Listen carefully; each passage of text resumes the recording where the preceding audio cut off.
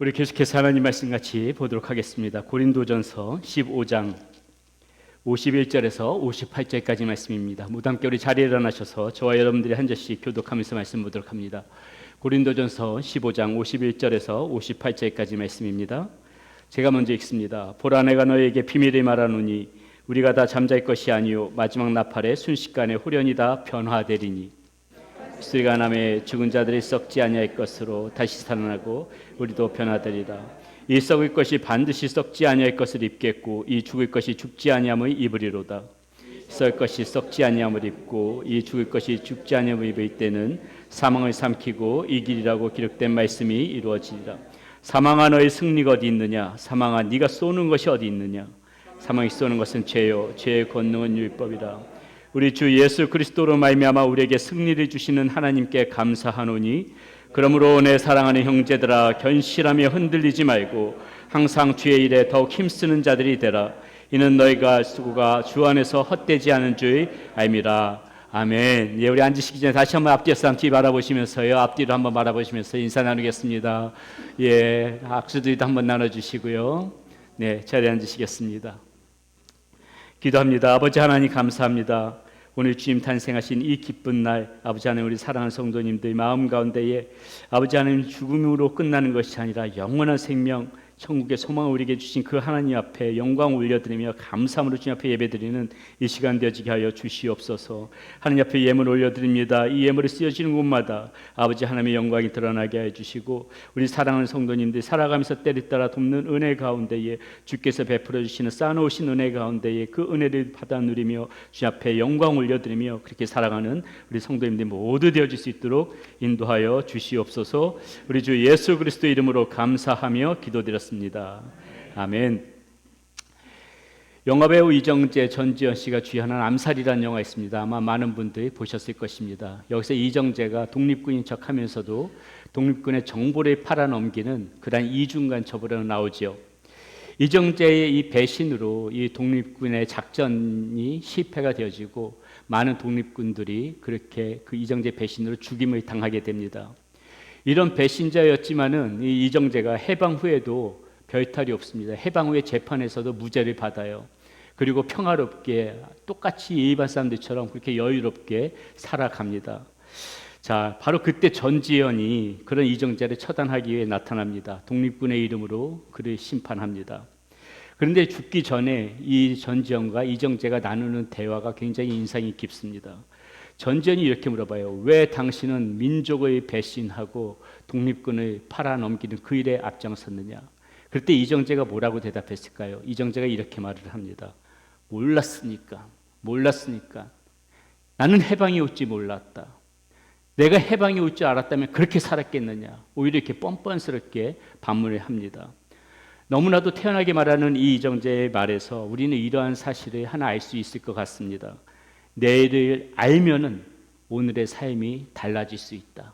내일을 알면 오늘의 삶이 달라질 수 있다. 이 이정재의 말처럼 내일 해방이 올지 알았으면은 나는 그런 배신자 역할을 하지 않았을 거야. 이렇게 이야기할 수가 있다는 것이죠. 오늘 우리는 고린도전서 15장 마지막 부분을 읽었습니다. 고린도전서 15장은 이 사도 바울이 고린도 교인들에게 부활에 관하여 설명하는 것으로 흔히 우리가 부활장으로 잘 알려져 있습니다. 바울은 이 15장에서 성도의 내일에 대해서 말을 합니다. 예수 그리스도의 부활하심은 성도의 내일을 알려주는 사건이라고 이야기를 합니다. 그렇게 강조를 해요. 예수 그리스도께서 부활하셨다는 것은 성도의 미래가 어떻게 결정되어진다는 것을 보여주는 하나의 중요한 사건이라고 그렇게 강조하고 있더라는 것입니다. 이것이 무슨 말일까요? 예수 그리스도께서 부활하심으로 우리에게 말씀해주고 있는 것은 죽음이 우리의 끝이 아니라는 것입니다. 예수 그리스도께서 부활하신 것처럼 그 부활이 우리에게도 반드시 있을 것이라고 말씀해주고 있다는 것이죠. 고린도전서 15장 12절 13절은 우리에게 이렇게 말해줍니다. 그리스도께서 죽은 자 가운데서 다시 살아나셨다 전파되었거늘 너희 중에서 어떤 사람들은 어찌하여 죽은 자 가운데서 부활이 없다 하느냐. 만일 죽은 자의 부활이 없으면 그리스도도 다시 살아나지 못하셨으리라. 이 말씀을 보면은 그리스도께서 부활하신 이유는 순전히 우리에게도 부활이 있음을 알려주시기 위하여 부활하셨다는 것을 알 수가 있습니다. 생각해 보면 예수님의 생애 한번 생각해 보세요. 모두 전부 다가 다 우리를 위한 생애였습니다. 예수님은 태어나시고 돌아가시고 부활하신 그 모든 사건 하나하나가 다 우리들을 위한 것이었다는 것이에요. 말씀에 그렇게 기록되어져 있습니다. 예수님께서 태어나실 때 천사가 목자들에게 하셨던 그 말씀이 기억나나요? 누가복음 2장 11절에 보면 이렇게 천사들이 말합니다. 오늘 다윗의 동네에 너희를 위하여 구주가 나셨으니 곧 그리스도 주시니라. 너희들을 위하여서라고 말합니다. 자, 죽음의 이유는 어떻게 기록되었을까요? 로마서 5장 8절에 예수님의 죽음의 이유가 나옵니다. 이렇게 말하고 있습니다. 우리가 아직 죄인 되었을 때에 그리스도께서 우리를 위하여 죽으심으로 하나님께서 우리에 대한 자기의 사랑을 확증하셨느니라. 아멘. 부활도 마찬가지입니다. 우리를 위한 부활이라는 것을 로마서 4장 25절은 분명하게 이렇게 증언하고 있습니다. 우리 한번 같이 함께 이 말씀 읽어보도록 하겠습니다. 예수는 우리가 범죄한 것 때문에 내줌이 되고 또한 우리를 의롭다 하시기 위하여 살아나셨느니라. 우리를 의롭다 하시기 위하여 살아나셨다고 말씀해 주고 있어요. 예수님의 모든 생애가 이와 같이 저와 여러분들을 위한 것이었다는 것입니다. 예수 그리스도가 부활하시기 전까지 우리는 부활의 소망이 없이 살아가던 사람들이었습니다. 사망의 권세 아래 있던 사람이었습니다. 사단의 손아귀에 있던 사람들이었습니다. 그러나 예수 그리스도께서 부활하시면 모든 상황이 바뀌어져 버립니다.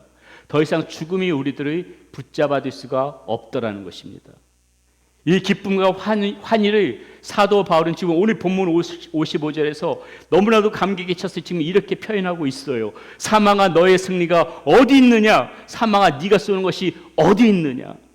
그 전에 사망이 너가 우리의 인생 주인인 것처럼 그렇게 우리의 삶은 올가매였지만은 이제 사망아 너가 쏘는 것이 어디 있고 너의 죽음이 어디 있느냐? 이제 너는 졌다는 거예요. 너는 이제 끝났다는 거예요. 이제 사망은 더 이상 우리들이 가둬둘 수 없다는 것입니다. 사단은 더 이상 우리들을 겁박할 수가 없다는 것입니다. 그러므로 우리는 이 부활의 소망을 굳게 믿고 굳게 붙잡고 살아가야 되는 것입니다. 우리에게는 죽음이 끝이 아닌 미래의 소망이 존재하고 있기 때문에 그렇습니다. 이정재가 영화에서 했던 말처럼 이런 어리석은 말을 해서는 안 된다는 것이에요. 몰랐으니까. 나 영혼이 있는지 몰랐으니까는, 영혼이 있다는 거 몰랐으니까, 나 천국이 있다는 거 몰랐으니까 더 이상 이거는 이제 핑계가 되질 수가 없다는 거예요. 이제 우리는 안다는 겁니다. 모르는 것이 아니라 안다는 거예요. 우리의 생명이 다하는 날에 우리에게 어떤 일들이 펼쳐질지 우리는 이제 압니다. 그렇게 내일을 안다면은 우리는 오늘의 삶이 달라지는 그러한 삶을 살아야 된다는 거예요. 자, 그렇다면 이 부활의 소망 속에 오늘을 살아가는 우리의 삶은 어떤 삶이어야 할까요? 첫 번째, 승리자로서 이제는 당당한 삶을 살아가야 된다. 오늘 본문에서도 우리의 삶이 육신의 죽음으로 끝나는 것이 아님을 분명히 말씀해 주고 있습니다. 51절 52절 말씀 보세요. 보라 내가 너희에게 비밀을 말하노니 우리가 다 잠잘 것이 아니요 마지막 나팔의 순식간에 호련히 다 변화되리니 나팔 소리가 나며 죽은 자들이 썩지 아니할 것으로 다시 살아나고 우리도 변화되리라. 아담과 하와의 타락 이래로 모든 인간은 패배자의 삶을 살아갈 수밖에 없었습니다. 타락 이후 사탄의 권세 아래 끌려가던 그런 우리 모두는 패배자였고 그 결과가 무엇이에요? 죽음이라는 것이었어요. 그런데 오늘 우리에게 주시는 말씀은 이 패배의 상징이었던 이 죽음이 우리가 다시 살아남으로 바뀌어진다는 것입니다. 무엇을 의미하는 거예요? 패배가 승리로 바뀌어진다는 거예요. 패배자가 승리자로 바뀌어진다는 것입니다. 비록 현재의 우리의 눈에 당장 변한 것은 없어 보입니다. 그래서 우리는 사망을 두려워합니다. 왜요? 우리가 겪어보지 않은 일이기 때문에 우리가 이게 두렵지 않다. 이거 아마 거짓말일 거예요. 두렵지요. 그런데 여러분, 하나님의 모략, 잊혀진 제자도 같은 주옥 같은 저서를 써낸 이 시대의 복음주의 지성인 가운데 한 명인 달라스 윌라드라는 분이 계시는데 이분이 최장한 말기로 죽음을 맞이하던 그 해에 산타바바라에서 열린 마지막 집회에서 이런 주옥 같은 말씀을 하시는 것을 기록되어진 것을 봤습니다. 어떤 말씀을 하시냐 이렇게 말을 하세요. 사람들이 임종을 보기는 합니다. 하지만 그들은 하나님의 임재 안에서 지금처럼 존재할 것입니다. 내 생각에는요, 많은 사람들이 자기가 죽은 줄도 모르고 있다가 나중에 뭔가가 달라졌음을 눈치채게 될 것입니다. 여러분, 우리의 죽음이 그렇다는 거예요. 당장 눈앞에 보이지 않아서 이 죽음이 두렵지만은 실제적으로 우리가 죽음을 맞았을 때 이 믿는 자들은요, 똑같이 자기가 죽은지도 모르고 있다가 이거 뭔가 조금 주변이 이상한데 뒤늦게 눈치챌 정도로 그렇게 현존하는 존재로 그렇게 주님 앞에 있게 되어질 거라는 것이. 저는 이 말에 100% 동감합니다. 비록 우리가 걸어가 보지 않은 길이기 때문에 여전히 우리에게 두려움이 있는 것은 사실이지만은, 그러나 죄의 결과였던 이 사망은 거듭난 그리스도인들에게는 결코 두려울 것이 없다는 것이에요. 나중에 주님의 전에서 우리 똑같은 모습으로 잠깐 주변 환경들만 바뀌어진 그런 상태로 더 이 세상의 모든 근심 걱정 다 덜어버린 완전한 모습으로 이렇게 주님 전에서 우리는 기쁨과 행복한 모습으로, 평화스러운 모습으로 있게 되어질 거라는 것이. 그래서 우리가 알아야 할 중요한 사실이 하나 있습니다. 이 승리는 우리의 힘으로만 이루어질 수 있는 것이 아니라는 거예요. 우리의 힘으로 이루어지는 것이 아니에요. 그분의 믿음으로 얻을 수 있는 승리입니다. 이 승리는 오직 우리 주 예수 그리스도로 말미암아 얻을 수 있는 승리라는 것이에요. 보십시오. 본문에서 누가 우리에게 승리를 준다고 합니까? 57절의 말씀입니다. 우리 주 예수 그리스도로 말미암아 우리에게 승리를 주시는 하나님께 감사하노니. 하나님께서 승리를 주신다고 하죠. 누구를 통해서요? 예수 그리스도를 통해서. 예수 그리스도를 통해서 주신다고 말씀합니다. 그리고 본문에서 바울은 그 승리가 곧 우리의 것이라고 말합니다. 우리를 대신한 승리요, 우리를 위한 승리라는 것이. 그러므로 여러분, 오늘의 삶이 조금 고단하더라도, 조금 힘들고 어렵다 하더라도, 걱정이 좀 있다 하더라도 절대로 패배자처럼 살지 마시기 바랍니다.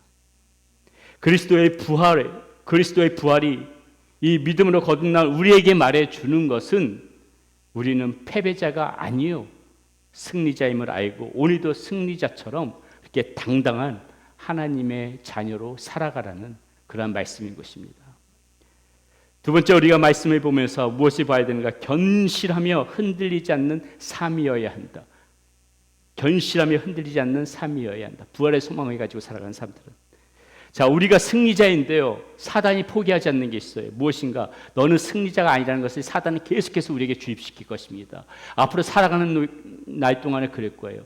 너가 승리자라고? 거짓말이야. 아니야, 믿지 마. 사단이 계속 우리에게 그렇게 할 거예요. 마치 욥이 시험을 당하듯 우리 삶 전반에 걸쳐서 그렇게 계속해서 사단은 공격을 가해올 것입니다. 너는 절대 승리자가 될 수 없어. 너 인생 봐봐. 네가 무슨 승리자야. 사단은 계속해서 그럴 거라는 거죠. 경제적으로도 어렵게 만들 수 있을 것이고요, 건강에도 문제를 일으킬 것입니다. 뜻하지 않은 어려운 일들을 우리의 삶에 자꾸 사단이 만들고 일으킴으로써 우리들의 믿음 가운데에 자꾸 흔들려고 하는 것을 사단은 멈추지 않을 것이에요. 아니면 또 완전히 반대로 아무런 걱정 근심 없이 편하게만 살게 그렇게 내버려 두는, 그래서 하나님이 찾지 않게 만드는 그런 고급 전략을 쓸지도 모르겠습니다. 이것을 잘 알고 있던 바울은 우리에게 무엇이라고 말하는가? 이렇게 말하고 있습니다. 58절 말씀 보세요. 그러므로 내 사랑하는 형제들아, 견실하며 흔들리지 말고 항상 주의 일에 더욱 힘쓰는 자들이 되라. 이는 너희 수고가 주 안에서 헛되지 않은 줄 압니다. 견실하며 흔들리지 말라고 말씀해 주고 있네요. 그렇습니다. 그리스도인은 부활의 복음을 굳건하게 붙드는 사람입니다. 이 생의 삶이 다가 아니라 다가오는 부활의 삶이 있다는 것을 굳건히 믿고 살아가는 사람이에요. 그러므로 우리는 흔들리지 말아야 한다는 것이. 편하고 넓은 길, 많은 사람이 찾는 그런 세상의 길이 부러울 때마다 우리는 무엇을 생각해야 되는가? 바로 이 부활을 기억해야 되는 거예요. 이 생의 삶이 다가 아닌데, 내가 가는 신앙의 길이 좁고 불편할 때, 그래서 찾는 사람이 적어서 외로울 때, 바로 그때 우리는 무엇을 기억해야 되는가? 이 부활을 기억해야 된다는 것이에요. 영원한 하나님의 나라가 앞으로 내 앞에 펼쳐질 텐데 부활을 기억해야 된다는 거예요. 예수님이 부활하셨고 나도 부활할 것이라는 확실한 믿음으로 오늘 조금 고단하고 힘들더라도 세상 사람들 많은 사람들이 가지 않는 그 좁은 길을 오늘도 우리는 걸어갈 필요가 있다는 것입니다. 견실이 흔들리지 않는다는 거 하루아침에 이루어지는 거 아닙니다. 믿음의 내공이 필요해요. 믿음의 내공이 있어야만 흔들리지도 않는 거예요. 차곡차곡 믿음이 쌓여지는 훈련이 있어야 된다는 소리입니다. 그래서 말씀이 쌓여 있어야 되는 것이고요. 기도의 내공이 쌓여 있어야만이 흔들리지 않는 것이에요. 요란하고 화려하지는 않아도 매일의 일상 속에서 내가 조금씩 쌓아놓은 이 믿음의 내공이 있다면은 평안할 때는 몰라도 위기의 순간에 반드시 그것이 빛이 나게 되어질 것입니다. 예전에도 한번 이 말씀을 드린 기억이 있는데 프로 바둑 기사 중에 이창호 씨라고 아실 겁니다. 아마 조금 연세 있으신 분들은 다 아실 거예요. 1990년 초반부터 2000년대에 걸쳐서 세계 바둑 대회에서 21회 그렇게 우승을 한 세계 바둑계의 최강이었습니다. 이분의 주특기가 무엇인가? 초읽기예요. 초읽기. 바둑 두시는 분 좀 아실 겁니다. 초읽기란 승부가 나지 않을 때 제한된 시간 내에 바둑을 빨리 둬야만 되는 게 초읽기예요. 바둑을 두시는 분들은 알겠지만은 한 수를 두더라도 장고 끝에 아주 오랜 시간 기다린 끝에 딱 한 수를 두시는 그런 분들이 있어요. 그런데 이 초읽기에 들어가면요 그렇게 못해요. 제한된 몇십 초 안에 빨리 수를 둬야만 됩니다. 초침이 째깍째깍 흘러가면은 그 초침 소리를 들으면 대부분의 기사들은 마음이 흔들리는 거예요. 불안해지는 거예요. 그러니까 불안하니까는 수를 제대로 못 보고 빨리 그 시간 내에 둬야 되니까는 악수를 두더라는 것이에요. 그런데 여러분, 이창호 기사의 강점이 뭐냐? 그 초읽기가 들어와도 꿈쩍을 하지 않아요. 요동을 하지 않는다고 그래서 별명이 뭔지 아세요? 돌부처라고 해요. 돌부처. 이 교회에서 부처란 말이 좀 그렇긴 하지만 별명이 돌부처였어. 돌부처. 꿈쩍을 하지 않는다. 어떻게 이럴 수 있었을까요? 이창호 기사가 어떻게 이럴 수 있었을 것 같아요? 그의 집이 어떤 집이었느냐? 전주에서부터 할아버지 때부터 시계점을 운영하는 집이었어요.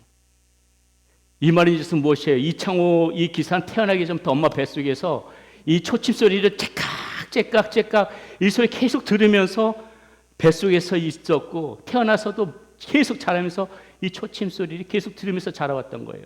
그러니까 초침 소리가 울리든 말든 늘 듣던 소리니까는 내공이 쌓여 있다 보니까는 꿈쩍을 하지 않는 거예요. 다른 기사들은 시간이 초침 소리가 울리면은 불안해가지고 이렇게 하는데 꼼짝도 않는 거예요. 내공이 쌓여 있으니까. 그동안 들어왔던 소리니까.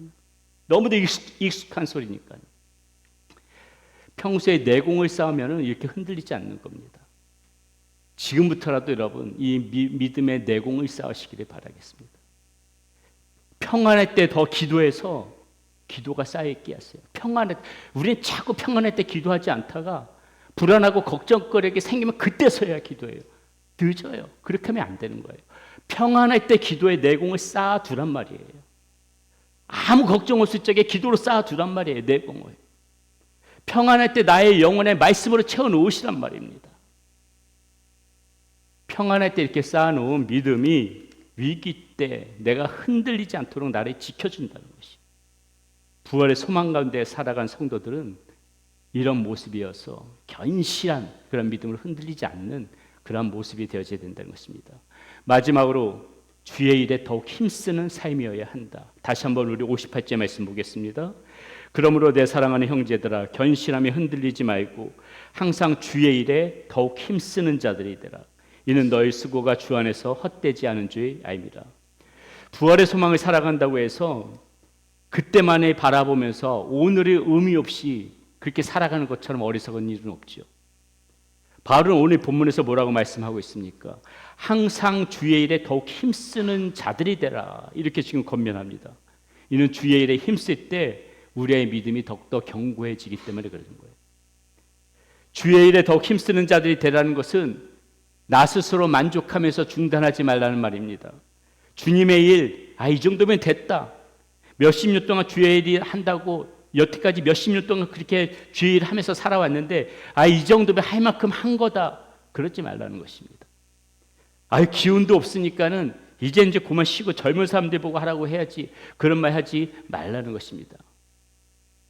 주님을 위한 일에는 끝이 있어서는 안 된다는 거예요. 마지막 그 순간까지 달려가야 하는 것이 주님의 일이라는 것입니다. 누가 알아주든 알아주지 않든 해야만 하는 일이 주님의 일이라는 것입니다. 그것이 부활의 소망을 가지고 살아가는 사람들이 해야 될 일이라는 것이에요. 이 고린도전서를 적고 있는 바울이 아마 가장 좋은 예일 것입니다. 그가 얼마나 주를 위해 열심히 일해왔습니까? 얼마나 많은 열매를 거뒀습니까? 얼마나 힘있게 바울이 그동안 잘 달려왔습니까? 하지만 그가 어느 지점에 이르러서 자신이 여태까지 해왔던 일들을 계산해 본 적이 있습니까? 자신이 이룬 업적을 살펴보면서 아이고 이 정도면 내가 할 만큼 했다 하면서 중단한 적이 있습니까? 없어요. 바울은 그러지 않았어. 아니 오히려 바울이 직접 뭐라고 고백하는지 아세요? 한번 이 말씀 볼까요? 빌립보서 3장 바울이 고백하고 있는 고백입니다. 이렇게 말씀하고 있어요. 형제들아 나는 아직 내가 잡은 줄로 여기지 아니하고 오직 하니 즉 뒤에 있는 것은 이제 잊어버리고 앞에 있는 것을 잡으려고 푯대를 향하여 그리스도 예수 안에서 하나님이 위에서 부르신 부름의 상을 위하여 달려가노라. 아멘. 여러분 바로 이것이죠. 성도는 하나님이 부르신 부름의 상을 위하여 멈추지 않고 뒤의 것은 잊어버리고 내가 무엇에 여기까지 왔는지 다 생각하지 않고 그저 앞만 보면서 열심히 달려가는 자. 뒤의 것도 잊어버리고 더욱 힘써 앞으로 나아가고자 전념할 때 사단도 우리들이 미혹할 기회를 갖지 못하는 것입니다. 보십시오. 다라고 할 수는 없지만 많은 경우 우리가 시험이 찾아올 때가 언제입니까? 우리가 주에 열심히 할 때 전심으로 그 열정을 가지고 할 때 사단이 우리를 넘어뜨리고 시험 드는 사람 거의 없어요. 거의 시험 드는 사람들 대부분 보면은요 유혹이 찾아올 때 언젠가 한가할 때입니다. 일손을 놓을 때입니다. 쉰다고 쉬고 나 힘들어서 조금 쉬었다가 할게요. 그 쉬는 순간에 유혹에 쌓이고 그 쉬는 순간에 넘어질 때가 얼마나 많이 있는지 몰라요. 사단은 주일에 열심히 하는 사람을 건드리지 못해요.